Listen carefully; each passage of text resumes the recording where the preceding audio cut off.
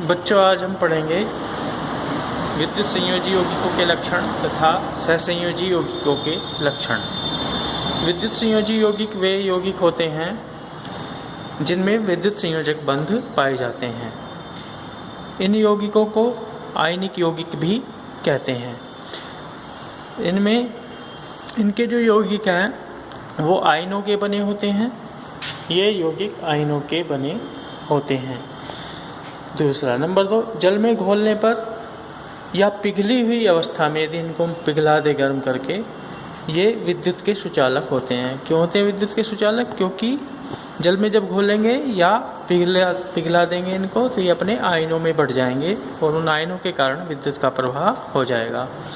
Number 3, ध्रुवीय विलायकों में विलय होते हैं। ध्रुवीय विलायक मतलब जिन विलायकों के अणुओं पे प्लस माइनस के ध्रुव बन जाते हैं उन्हें हम ध्रुवीय विलायक कहते हैं। जैसे जल, तो लाइक डिजोल्व लाइक, यानी जो जैसा होता है उसको वैसे को घोल लेता है।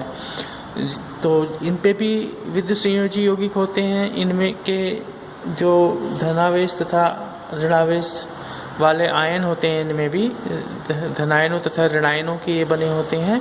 तो इस वजह से जो विलायक के अणु हैं जिन पर ऋणावेश तथा धनावेश दोनों सिरे होते हैं, धनावेश ऋणावेश के, इस वजह से वो उनको घोल लेते हैं। ध्रुवीय विलायक ध्रुवीय यौगिकों को या आयनिक यौगिकों को घोल लेते हैं। इसके बाद नंबर 4, इनके क्वथनांक व गलनांक ऊंचे होते हैं। क्वथनांक व गलनांक ऊंचे क्यों होते हैं? क्योंकि इनके विपरीत आवेशित आयनों के बीच में प्रबल आकर्षण बल होता है, तो उनको तोड़ने के लिए बहुत ज़्यादा ऊर्जा की आवश्यकता होती है। इस वजह से इनके क्वथनांक व गलनांक ऊंचे होते हैं तथा इसी वजह से ये सामान्य रूप से ठोस अवस्था में पाए जाते हैं ये यौगिक। नंबर 5, एक निश्चित क्रिस्टलीय संरचना होती है।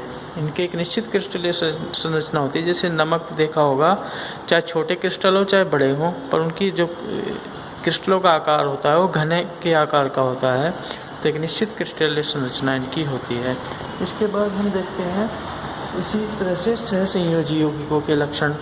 हम यहाँ कहें कि सहसंयोजी यौगिकों के लक्षण।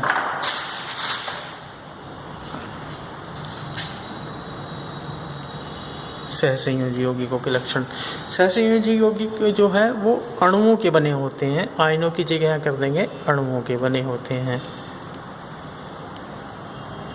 और दूसरा, जल में घोलने पर या पिघली हुई अवस्था में वे विद्युत के सुचालक नहीं होते, या कह दो विद्युत के कुचालक होते हैं। मतलब प्रत्येक अवस्था में, चाहे वे ठोस अवस्था में हो, द्रव अवस्था में हो, गैस अवस्था में हो, किसी भी अवस्था में हो, ये जो है सहसंयोजी यौगिक विद्युत के कुचालक होते हैं। तीसरा है, ध्रुवीय विलायकों में विलय होते हैं ये विद्युत संयोजी यौगिक, और ये होते हैं अध्रुवीय में। जो सहसंयोजी यौगिक होते हैं वो अध्रुवीय विलायकों में होते हैं। अध्रुवीय विलायक कौन से होते हैं? जो कार्बनिक विलायक हैं, जैसे बेंजीन है, टोल्यूइन है, पेट्रोल है, ये सब कार्बनिक विलायक हैं। ये जो सहसंयोजी यौगिक हैं ये अध्रुवीय विलायकों में विलय होते हैं, क्योंकि ये भी अध्रुवीय होते हैं सहसंयोजी यौगिक ज़्यादातर। और जो कुछ सहसंयोजी यौगिक ध्रुवीय भी होते हैं वो ध्रुवीय विलायकों में ही विलय होते हैं। ध्रुवीय सहसंयोजी यौगिक कौन से होते हैं मैं बाद में बताऊंगा। नंबर 4, इनके क्वथनांक व गलनांक नीचे होते हैं, मतलब कम होते हैं, ये नीचे होते हैं। तो इस वजह से ये सामान्य रूप से गैस अवस्था में पाए जाते हैं। जैसे हाइड्रोजन है, ऑक्सीजन है, या और भी जो गैसें हैं वो सब सहसंयोजी यौगिक हैं।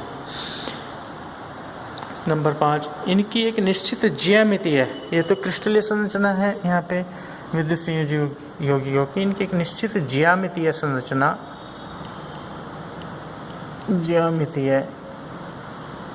एक निश्चित ज्यामितीय संरचना इनकी होती है। ज्यामितीय संरचना से मतलब क्या है कि किस तरह से अणु में परमाणु आपस में जुड़े होते हैं, किस कोण पर जुड़े होते हैं, उसके बारे में बताया जाएगा आगे जब पढ़ाया जाएगा कि अणु की संरचना क्या है। तो उसमें हमें पता चलेगा कि सहसंयोजी यौगिकों की एक निश्चित ज्यामितीय संरचना होती है। तो इस तरह से ये विद्युत संयोजी तथा सहसंयोजी यौगिकों के विशेषताएं आपको पता चल गई हैं। और जो उपसहसंयोजी यौगिक होते हैं उनके कुछ लक्षण विद्युत संयोजी यौगिकों के समान होते हैं, कुछ सहसंयोजी यौगिकों के समान होते हैं, क्योंकि उपसहसंयोजी यौगिकों में जो है एक विशेष तरह से बंध बनता है जिसमें सहसंयोजी तथा विद्युत संयोजी लक्षण दोनों होते हैं। मैंने बता दिया पहले ही। आज इतना ही, इससे आगे कल।